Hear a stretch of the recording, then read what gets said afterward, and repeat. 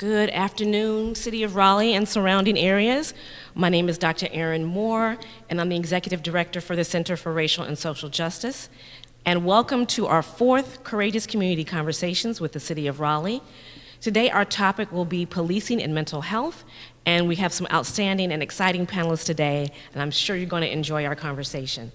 Don't forget that you can put your comments in the chat or your questions that you would like to ask the panelists, and we'll continue to move with the conversation. I just have one more announcement. We heard some of you wanted to have a more robust conversation about affordable housing, so we are going to have one additional Courageous Community Conversation, which will be a Zoom webinar. It'll be September 30th at 7 p.m. So be on the lookout for the announcements in the press release from Shaw University as well as the City of Raleigh, and we'll make that information available to you. So with that, let's go ahead and introduce our panelists and get started with our session.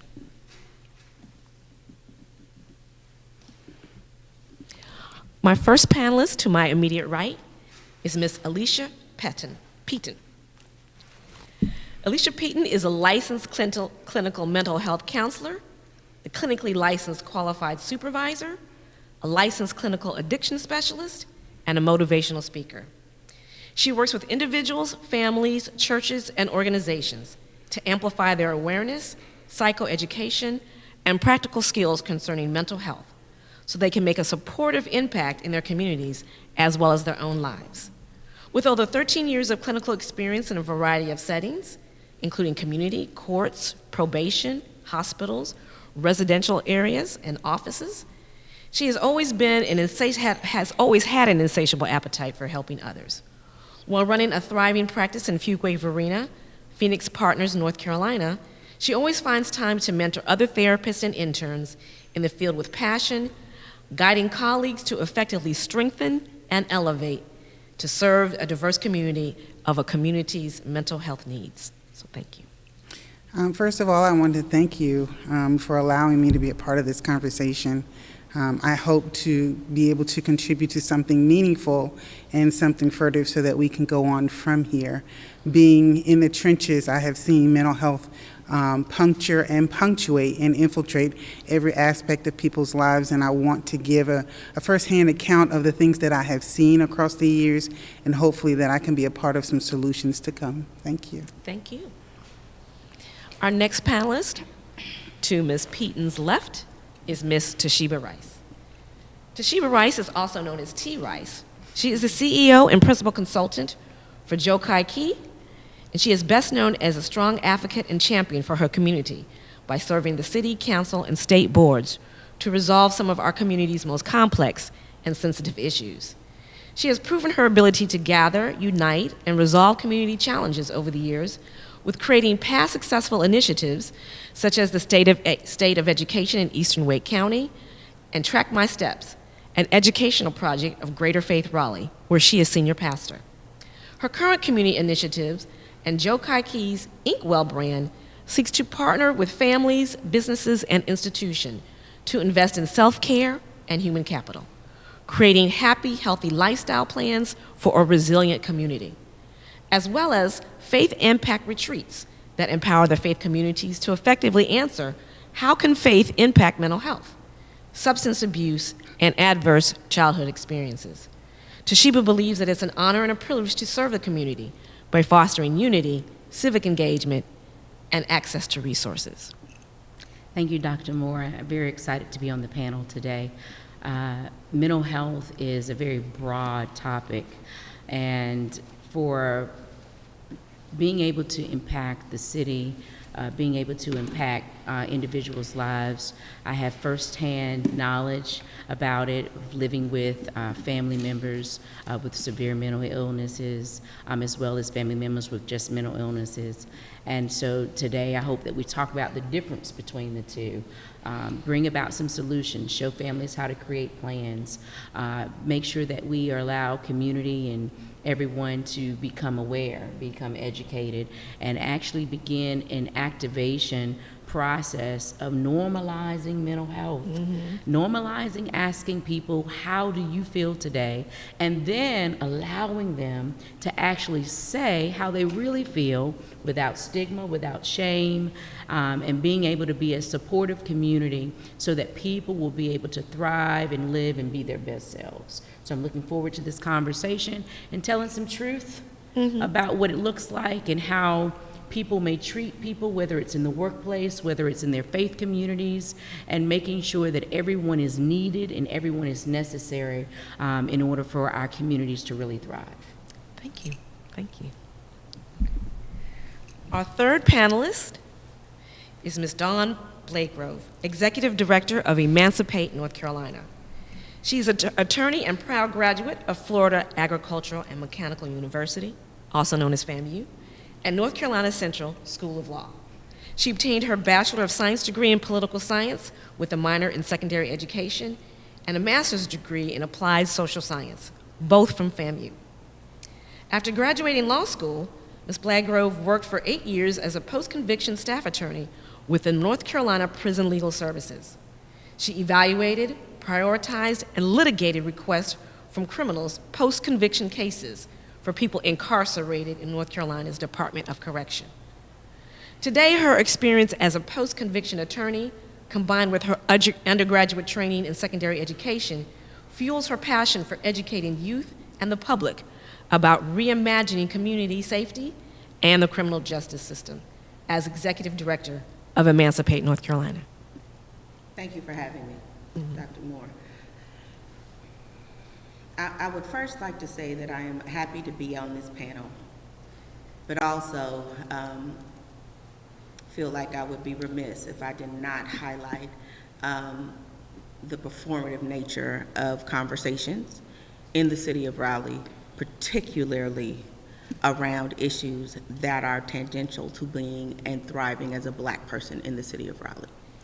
We have seen over and over again as whether it is with housing, whether it is with police accountability, whether it is with mental health issues, whether it is with anything that deals specifically with the Black community, the city of Raleigh is very content in having conversations, but not willing to move the next step to have real solutions and invest in the people of Raleigh in the way they need to be invested in.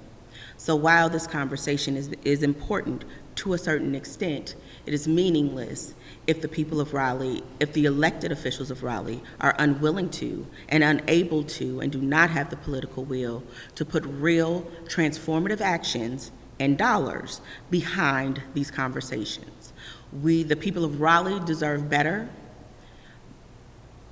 And as long as I have a voice, I will continue to use that voice to call out the absurdities and to recognize and always call out that the king has on no clothes. These conversations are nice, but they are no substitute for addressing the real problems of the people of Raleigh. And no longer will the people of Raleigh be placated by conversations with no actions. Thank you. This is going to be a great session today. And our fourth panelist today is Mr. Kerwin Pittman. He was born in Germany but raised in North Carolina. He is the founder and executive director of Recidivism Reduction Education Program Services, RREPS. It is a nonprofit geared to reducing the recidivism rate in North Carolina. He's also a national social justice advocate who advocates for social justice issues, particularly with criminal justice. In addition, he's the author of a book entitled Love Yours, A Guide to How to Love Yourself, a self-help book geared towards self-empowerment and love of oneself. Kerwin is also field director for Emancipate North Carolina, which is a nonprofit slated towards combating structural racism within the criminal justice system. He also sits on the state's Reentry Council, collaboratively created and headed up by North Carolina's Governor, Mr. Roy Cooper. Thank you for having me, Dr. Moore. I look forward to having these conversations, particularly when it comes to policing in the city of Raleigh, which we know has a troubled and ugly past. And so I look forward and I'm hopeful that the solutions we provide will be taken seriously and implemented as soon as possible by those who are in position of power to implement these solutions. As Don Blagrove said, the conversations are cute, but they do not address the problem, and we need solutions implemented immediately. And so hopefully these esteemed panelists will bring about solutions that can be and will be implemented soon. Thank you. Thank you. Well, while we're still talking about police, Ms. Blagrove, prior to our session, you were having a conversation about defunding the police. And I think that's been an issue that people have used in a negative context to kind of make it seem as if the criminals are going to run amok. So could you add some context and truth-telling to when people are talking about defunding the police? What does that actually mean? Okay. So first of all, I want us to, as a people, Black folks, people who are detrimentally impacted by the carceral system the way that it currently exists, I want us to stop being gaslit by those folks who are committed to upholding oppressive systems, right? Defunding the police is not scary, and defunding state agencies is not an unfamiliar concept. We do it all the time. Right now, our teachers are fighting for extra pay. Our teachers are fighting to make sure that their schools are places where our children will not die because of COVID. Why? Because we have systemically defunded education. We have defunded the arts. We have defunded mental health on a national basis. Defunding is not something we as Americans are unfamiliar with. So there is nothing scary about that term, and I rebuke that narrativization.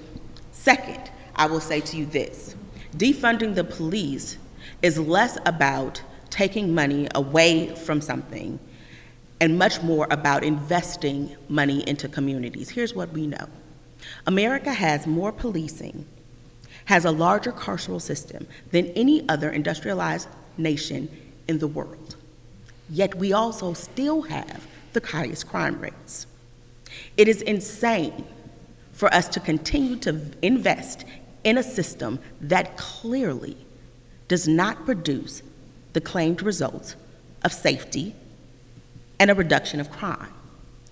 It is nonsensical as a community for us to think that putting more money into policing is the solution, when what we see is that the more money we put in, the more serious our problems become.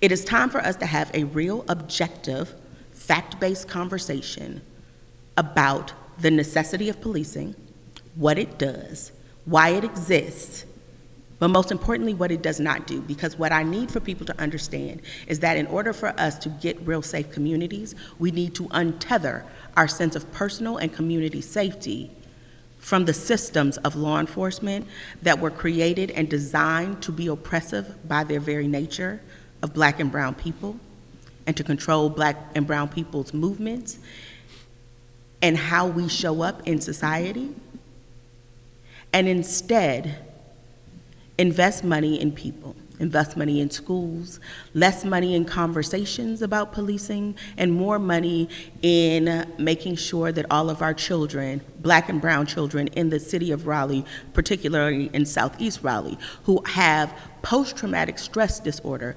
because of the over-policing that exists in their own communities, let's deal with that trauma. Maybe if we talked about the trauma that comes from our current carceral system, take away from that system and invest in treating that trauma, we all get to safer communities. Defunding the police is not scary. And the truth of the matter is, it is actually the only outcome, the only next step that makes sense, because policing in America has been an exercise in failure. Thank you. Mr. Shiba, I'd like you to piggyback on her comment about trauma. Because if we as a community are experiencing trauma, and that may, how do you tie those two things together? So the first thing that she said was invest. And that's what I'm Well is all about, investing in self-care and human capital. And so what I hear Attorney Don saying is that it's time to invest in people.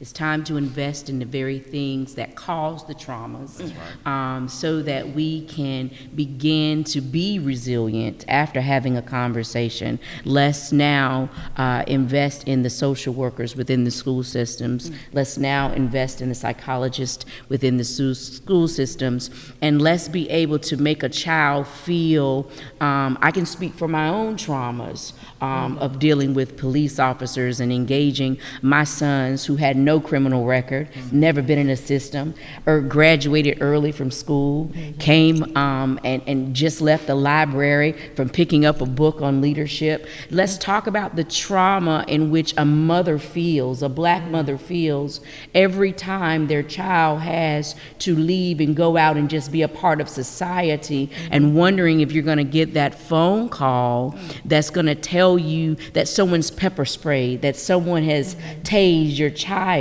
And so for me, I can speak from my personal experience, the trauma of now when my phone rings and it's my child, it's not always the first thought of, ooh, I'm a mother of 4 sons. Oh, that's my baby calling. It's the first thing is, please let everything be okay. Yeah. That's trauma. To where you're a citizen who serves in a community and you have to engage with police officers and still put on your best face and your best self and realize that every officer is not like the officer that touched your child. And so those traumas are real. These social factors causes areas of mental health. I was sharing with Ms. Peaton earlier, our community in the education state of things have to understand there are different avenues of mental health. There's the social factors that cause, or a negative challenge or an experience that causes a mental health factor. And then there are the genetic things that cause severe mental health. You can't run from schizophrenia if it's a generational thing that has happened with you. So those are different factors. And so I think when people think about mental health, and as Don was saying around let's have a conversation and let's do something impactful behind the conversations, when we talk about the mental health, I want to say this. In 2020 of July, 50 million Americans were without jobs and the unemployment rate went through the roof. 50 million in July 2020. Are you ready for this? But in 2019, 51.5 million Americans lived with a mental illness. Now that was the crisis before the crisis. And if we are putting all these incentives in place, over 50 million people who are unemployed, where are the incentives and the normalization of mental health before a pandemic that happened globally, when we already had a pandemic right here in our own backyard? 1 in 5 Americans live with a mental illness. 1 in 10 live with a severe mental illness. So the conversation is over.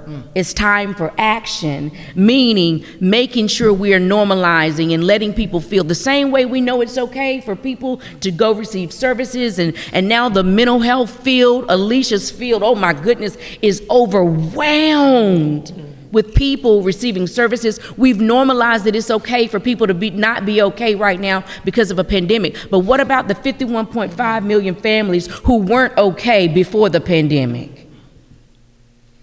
So it's time to address these situations of homelessness. It's time to address these situations of, even within our school systems, and our black and brown children having to go and sit and be still and being suspended at larger rates because of the way they look. This issue of mental health is deeper than the surface of, oh, mental health is prevalent. It is beyond prevalent. It is common.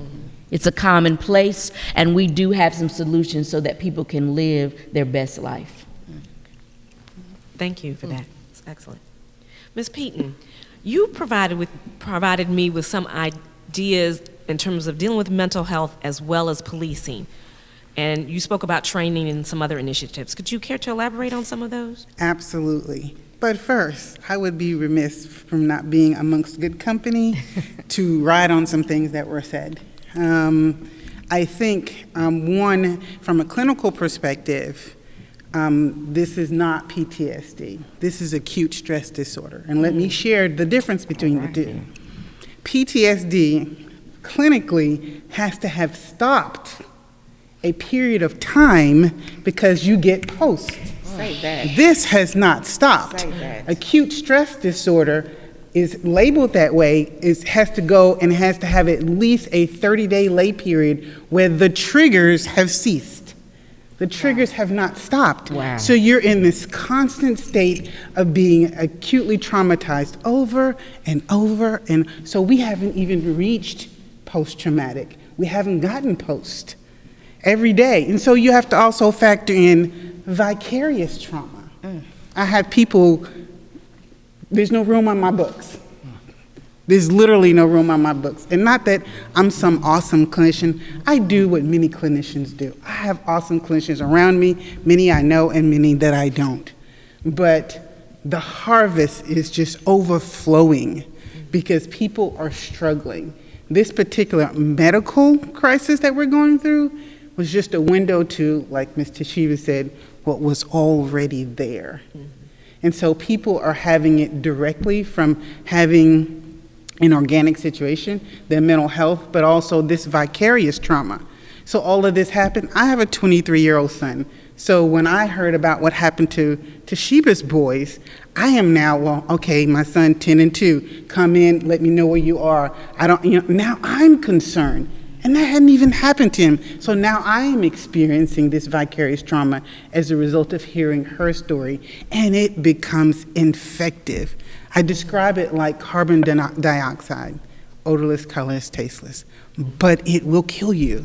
And I think it kills a lot of us, whether we have our, what I call garden variety depression and anxiety, but if it sustains for so long, we create these maladaptive ways of thinking. And so now what used to be something that the brain could just get over because the brain is amazing, now the brain says, oh, this is the norm. Wow. Now I have to have these maladaptive ways of functioning become unhealthy. And this is where we land. I was telling Dr. Moore before that I had participated in when I was associated with another organization, and I was a clinical director there, and we had this thing where we connected with the local police, and it's called CIT, and it's Crisis Intervention Training. On its face, it's a good idea. In theory, it's a good idea. And I facilitated that, and we cleared out our office for an hour during lunch, and we invited the officers to come, and we set up chairs and gave them some carb-filled goodies or something, I don't know, get them going their day and coffee and whatever, and then we tried to do some level of education. But even with doing that, I know that it was not even close to being adequate. All I had was 60 minutes and an ear. But I was also watching the persons in the office, and some were paying attention and many were not. And some were absorbing and trying to sneak in their own mental counseling session really quick because they needed an answer. But I knew when they walked out that door, it was check. And then that was the end of it. Because there was no demonstrative difference in the statistics that I watched in terms of the policing incidents, in terms of connecting with us and going through all these things and trying to help them understand how do you just on a generic level assess what's happening, and how do you not create an inflammatory situation, which often happens because egos show up with badges sometimes, just being honest, and not being able to get pulled into it because sometimes their personal issues have not been resolved. Right. And so they take it with them in their cars and on situations and things like that. And so while the CIT thing is good in theory, and having done it for a few years when I was associated with that organization, it was grossly incomplete. There has to be a greater partnership that requires other streams of involvement and also some places where it has to filter through. Is there something else happening here? Because if you do not change the thought pattern that's the seed for the behavior, I don't care what you do in the moment, and we can put a stamp on it, we can do whatever, we can hop in front of cameras, we can do all this, but if we have not corrected the seed of that thing and how we think about it, whatever behaviors, whatever fears that person has, whatever thought patterns that they grew up in that got ingrained in them, if that's not corrected, it'll just show up in another precinct when they move or fall through the cracks because there's no disciplinary action. With their stuff needs to be addressed. So I feel like these conversations, they are hard. And as you had started out, Dawn, yeah, we talk a lot. But is anybody really willing to do something? It's going to cost capital. It's going to cost time. People pull back often when those are asked for them. Oh, but we'll show up to a mic and have a conversation. That's right. And sometimes just do a photo op. So we've got to get real about it's not just us creating something, and it has to have the ability to evolve. No initial answer will be good enough because over time it will become antiquated because people are really smart on how to find ways around that. Anybody who had a kid knows that. You put a consequence in place and they found a way around it. Just give it a man at a time. And so it has to be an ongoing discussion, an ongoing gathering, an ongoing evolution, ongoing changes. It has to be in pencil all the time because times have changed. This is a different culture. I am 52 years old. This is a different culture than I grew up in. And so the things that I have to learn today, I have to stay abreast of what's happening, what the community needs, and everybody needs to join me in that as well. Thank you very much. I'm just sitting here like, I just want to sit here and just listen to y'all as opposed to even engage and ask questions. Mr. Pittman, could you give us some feedback in terms of your experiences or the kind of the work that you're doing with policing, with the people who are involved in the criminal justice system? You know, some of the things that and I know we're kind of still talking about mental health, but I kind of wanted to even go back, and I don't want to make sure that you contribute as well to this whole conversation about policing, and what are some of the things that you see that needs to happen to kind of address some of these issues? So some of the things that I see, particularly in the city of Raleigh, that needs to happen is more invest in the people, as the esteemed panelist spoke of. You know, when you put more onus on investing in Raleigh Police Department versus investing in the actual people who are dealing with social issues and social ills, then you create a system that over-criminalizes these people that are dealing with social ills in the first place, right? So essentially, you're criminalizing somebody for being homeless. You're criminalizing somebody for having a mental health issue. You're criminalizing somebody for just not being able to afford the basic essentials of life, right? And so this is what we see take place in the city of Raleigh. And a prime example of this is the city of Raleigh, in particularly, funded the Raleigh Police Department to add a mental health unit to Raleigh Police Department, right? That will go out and actually deal with individuals who have a mental health unit, but they will not fund mental health facilities for the individuals who are actually going through these mental health illnesses. So it doesn't make sense. You'll give money to the police department to over-criminalize these individuals who are having mental health crisis, but you won't build a facility to actually help get these people treatment. But you take Dix Parks and do away with Dix and turn it to Dix Park. Yeah. What sense does that make? That's not investing in people. That's investing in an institution that we know historically derives from slavery. Yep. Policing derives from slave patrols. If anybody knows history and do the history, it's going to go back to slave patrols. And it's the same ugly underbelly that continued on from slavery that continue on into today. And we see that with qualified immunity. We can't hold these individuals accountable, just like back in the day we couldn't hold these individuals accountable. But now we can't hold them accountable because it's on the law books of qualified immunity that we can't even seek no justice and no redress from these individuals when they brutalize our people for having social ills. So the city of Raleigh needs to do better and stop investing in the problem, but actually invest in the solution of fixing this problem. See, giving the police more money, it doesn't make sense. If you had a business and year 1, 2, 3, 4, 5, 6, 7, 8, 9, 10, 20 years it failed, it produced no great return, would you keep investing money in that business? You would not. You would start to reallocate those resources to other entities to bring about a solution. or you're just going to do away with it, period. We got to go back to the drawing board. And so this is what the city of Raleigh, and unfortunately the United States, is doing. They're investing in a business that has failed. And is not bringing about no type of safety because you put more millions of dollars into this business. It's not. It's proven. We have the facts. We have the data right here on the table. It's not helping. But yet you choose to turn a blind eye to what's really going on, but tell the citizens who are suffering from the ills of you participating in this process that it's raining, when really in all actuality it might be sunny outside.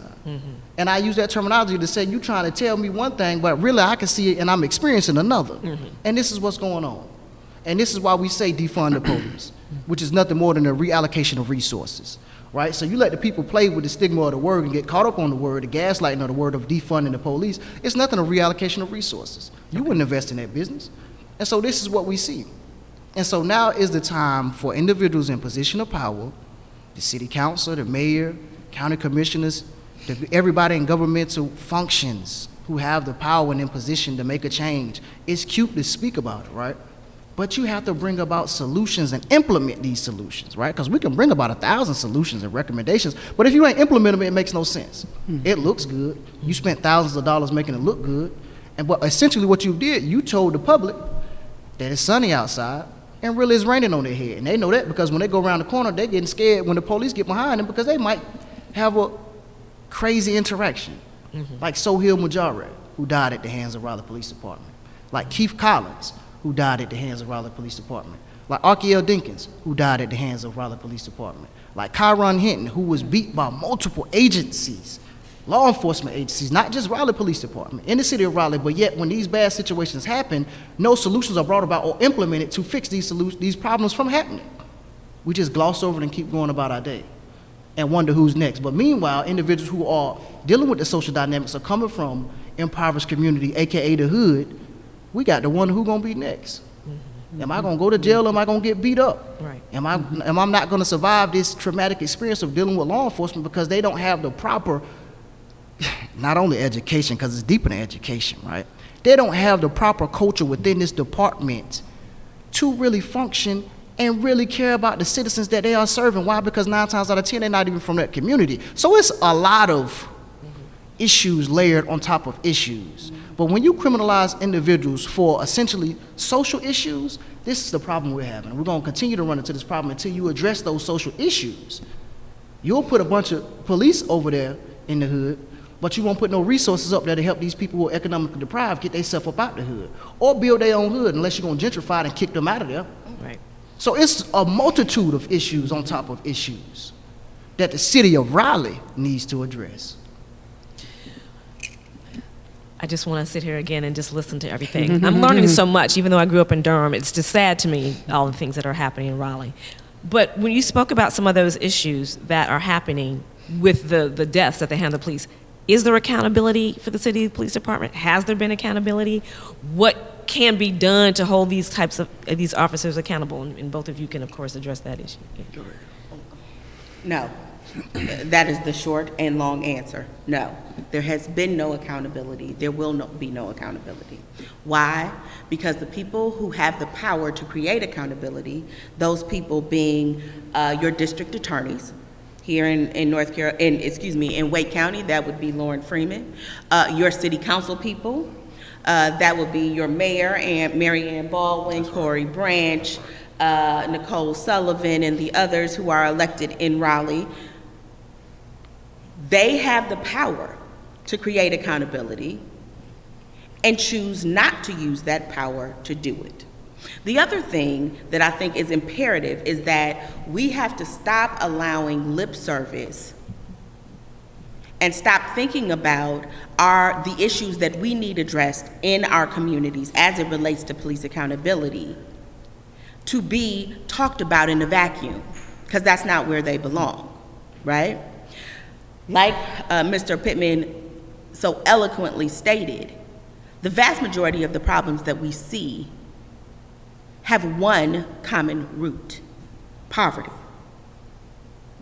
If we address the poverty and the intersectionality of mental health and education and access to goods and services and the ability to have secure housing and the ability to be able to feed your children fresh food, then we're really getting at the heart of the issue. That is how you create safe communities. And what we have seen is that the city of Raleigh can act expeditiously in making sure that developers can get the funding that they need to build soccer stadiums, make sure that they get the permits that they need, make sure that they get everything that they need quickly and efficiently to thrive. I need the city of Raleigh, the people of Raleigh, to demand that their elected officials use that same level of efficiency in addressing the needs of the people.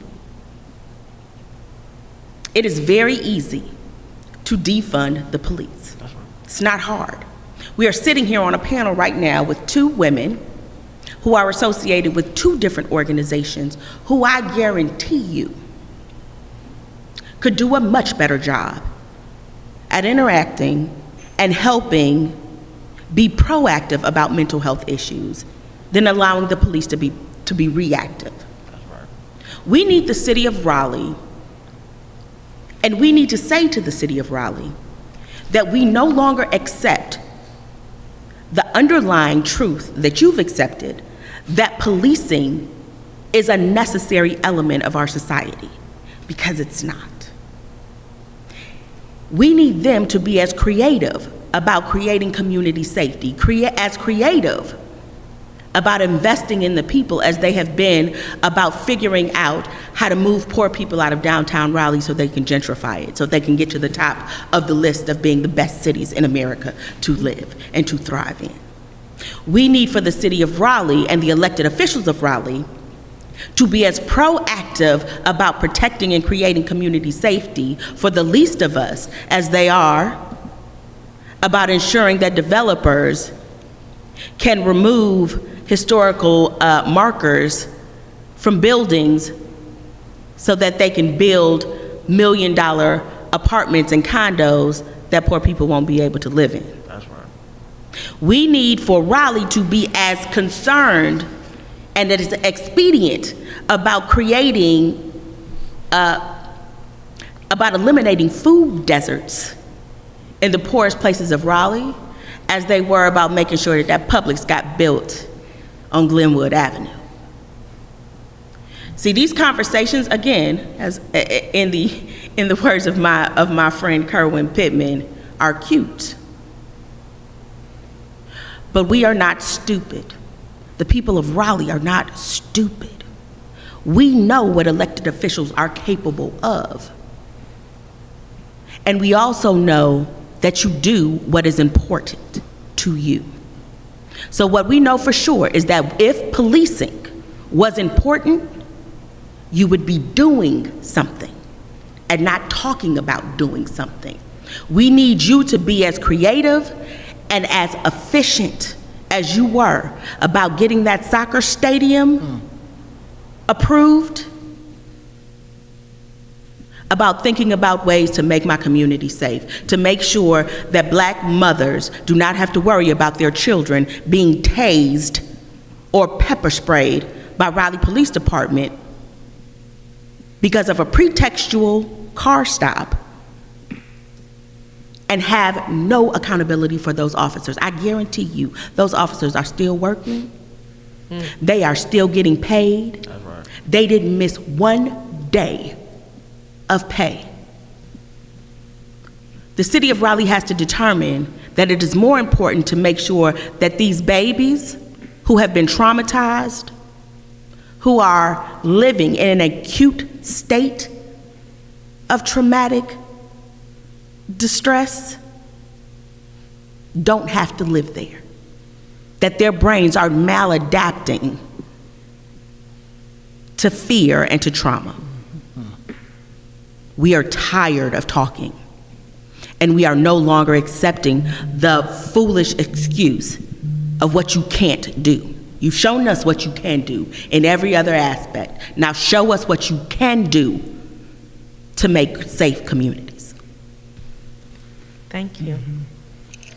Ms. Toshiba and Ms. Alicia, when we talk about some of this trauma that our young people and even our adults are going through, what are some of the ways in which we can begin to try to heal from this trauma? I mean, a lot of people don't have health insurance. They would like to go to Ms. Peaton for her services, but they don't have the health insurance. So what can people do? What could the city do to invest? I know we talked about even building mental health facilities, but in lieu of that, or while we're waiting for those facilities to be built, what can be done to kind of address the healing that we need to experience? That's a great question. I think the first thing that I can say, and the first thing when you talked about not being able to pay, or you're working but may not be able to meet those demands of still having insurance, one of the things that I have had to do prior to actually being able to have insurance was participate with Alliance Medical Ministries. So we have some amazing facilities like that, but it would be beneficial for more places like Alliance Medical Ministries who incorporated a mental health component with that. I think that the first thing we have to understand in talking about is that we have to, the same way that with our insurances or not having insurances, or we have our people who will have the dental mobile units that'll come in certain places in certain communities, and your teeth need to get checked, and if you do have insurance, you get to do that twice a year. Mental health and checking a well check on your mental health is just as important. Why are we not gathering some clinicians or students within these agencies and creating mobile units to do depression screenings? We've got national, I think, depression screening coming up. I think it's October 10th. That's a national thing so why are we not creating these mobile units like we do checking for breast cancer? Why are we not creating these mobile adaptive places to go within communities so that people will normalize understanding how they feel, when to get help when they feel the way that they do, and to be able to talk about it? It's as simple as a conversation. Because there is genetics of mental illness within my family, I have a child who's pre-exposed in reference to mental health. And so when he began to be old enough to to really recognize his emotions and his feelings, I had a plan for my family. We have to plan the same way we needed to plan for financial situations, and we teach people to save a percentage of their money. Families need a plan for when they may experience a mental health crisis, when they may experience a physical crisis. You already know from a child, when you get hurt, dial 911. What's the plan? What's the escape route when you have a fire? Where's the escape route for when your mind can't be still? Where's the escape route for when your thoughts are racing? Where's the escape route for when you're so sad after a death and multiple deaths within your family? So we have to create plans and promote, like we do with I'm Well. The whole purpose of what we're trying to do is get people to promise to plan. Promise to plan to live happy. Promise to plan to live well. For our agency, it stands well, wholeheartedly enjoying living life. You have to have a plan, a faith plan, that you are determined to take your health seriously, and that your emotional health, one of the things for people who receive disability, when you do that, when it concerns mental health, they want to know, are you capable of being consistent in doing a thing? If you have mental health challenges, you're not capable of being consistent in your daily life. There are the least debilitating situations and the most debilitating situations within your mental health. And so fostering other environments like an Alliance Medical Ministry, who has an amazing amazing director in mental health. They are fantastic, and I utilize those services. Why? Because my mental health was important. When your husband has a severe mental illness, your twins have a severe mental illness, and everybody's taking a pill in the house but you, a pill and a prayer is okay. When you don't stigmatize families in the church community, I'm sorry, I feel a little preaching coming on in me as a pastor, but we have to create in our faith communities places that we are not demonizing people because there's mental illness. It is not a demon if it can be medicated. And if the medication makes you feel better, it is perfectly okay. I said when WTVD interviewed me in reference to mental health, when you have a broken arm, you don't sit there and just pray about it. You pray while driving to the doctor's office. If your thoughts are racing, if your heart is palpitating and you're sweating and you're anxious, go find a therapist while you pray on the way driving. Pray while you're calling people like Alicia so that you can get an appointment to get through. And it is okay to not be okay, because if you have a plan, you'll be able to move into resilience. You'll be able to do what Alicia talked about, being at post. It will stop. And you can be able to bring these beautiful ideas to help. You'll be able to volunteer in organizations like Emancipate NC, but you can't volunteer if you're nervous, you're shattered, and you're all over the place. But I want to say this last thing. Police officers are people too. And I say that in the respect of the fact that Alicia made a point of dealing with some underlying traumas. I think people are getting it confused. I'm going to say it. Police officers, we're not talking about you as an individual. We're talking about an institution that promotes what the overall challenges within it. But these officers' families are hurting. These officers have their own traumas of abuse that they suffered in their home. And sometimes being that officer with that badge on it makes you feel like you found your place in the world. But what happens when your mental health challenges are coming up to the forefront and you have to go out there and do that job? We have to make it normal for people to have a plan and make it a continuum of care around seeing and scheduling a mental health visit every 6 months. We have to. Thank you. I'm sitting over here trying to not come out my skin. And she's all up in my lane. And I'm just inspired by all that I've heard as we get together and we kind of have these conversations. The thing that kind of crossed my mind as she was speaking, and also picking up on the other panelists as well, is we do have to have a tourniquet. We need to stop the bleeding first, right? We can do these things, but if you're trying to operate and someone's bleeding out on the other end, you won't find that you've gained anything. And I think that's a lot of what Dawn has kind of spoken to, in essence, that, all the things that we do, and I think we go through the motion in a lot of ways, we're still bleeding out.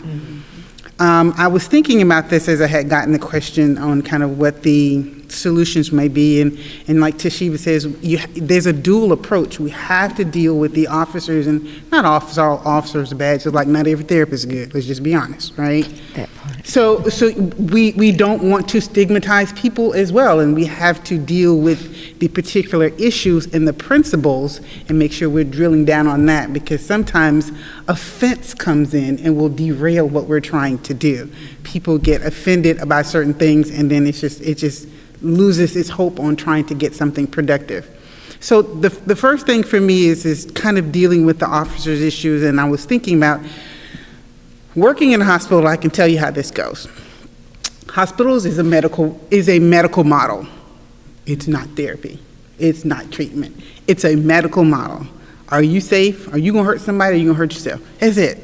There's only reasons they keep you. And I've had ongoing conversations when I've worked in the hospitals, and I've done groups from the more extreme, more organic issues to people who are on detox substance abuse. I've done every unit and everything in between, and I share with them, Don't think you're here to come get treatment, because that's not going to happen. We're just trying to make sure your meds work and you're going to be safe when you leave here and not hurt yourself or hurt someone else.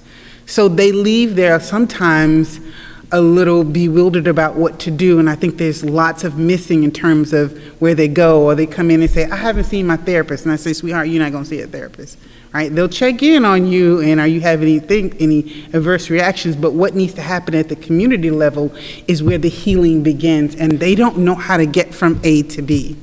So oftentimes we think, well, we'll just connect them with the hospitals, and I just need to be honest about what that really looks like. And I think sometimes we as providers, I'm going to own it as the profession, don't do the really good job of saying, that's not going to help in, so just in case you think that that's your solution, let me be honest with you that that's not, because then we get our frequent flyers. And I've been in hospital settings where I've seen them come through again and again and again. It's like living in the ED. No, you need a PCP. You need some long-term care, some solutions, so we can stop that cycling. We have a plethora of organizations in our community, a plethora of them. Now, you want to talk about defunding? Being able to reallocate funds, create contracts and partnerships with some of these existing organizations who have the space, who already have systems set in place to begin at the least at the base level of creating these spaces or places for people that can go into those communities and be able to pull those people and give them, funding is going to be an issue, whether they need to have, some sort of situation set up that there's some social work hub to help them be able to access just some basic stuff. We can't do it all. I mean, I've done community-based work, and I'm trying to coordinate this, and I'm taking them to get a turkey at the grocery store, and we got to do therapy in the way in the car. You can't do it all. Go Lord ahead, have mercy. So I'm trying not to be the amen corner over here, but sis, you breaking it down in a way that is so important, right? And it is also equally important that those people who are spending money and investing in these conversations are willing to also invest in the solutions. You have criminal justice experts here, you have mental health experts here, you have mental health experts who are telling you that your CIT training is garbage, that it is checking a box and it is not making anyone safe. That even when we take people, even when we create diversion programs for law enforcement to take people who have mental health issues to hospitals, that is not a solution, because they are not getting treatment there. Very often when we talk about defunding the police and reallocating funds away from law enforcement, people say, well, what will we do when this happens? What will we do when someone has a mental health breakdown and they go ballistic? What will we do when someone has built up stress that makes them snap and create domestic violence in their homes? You know what we'll do? We will invest in the plethora of therapists that already exist in our communities so that those people never get to that point. So that we invest in people so they never get to their breaking point. So we diffuse situations within our community before they even begin. Why? Because the people are not, because you are not putting a tourniquet on a severed limb. Yes. That's right. Don, I want to say exactly where in the vein of where you're talking, because once people who are living with a mental illness encounter police, the police no longer think about the root of the challenge. They're still in a police mode, and that, I don't want to say that but that mode has to shift, because what we're doing is now definitely not even regurgitating the skills of CIT, which is to de-escalate a situation. You begin to increase the situation, number one, because you don't even really know how to handle a person with mental illness. For my former husband who lived with a severe mental illness, that illness, you cannot tell that person to stop, because it escalates them. That is the nature of the illness.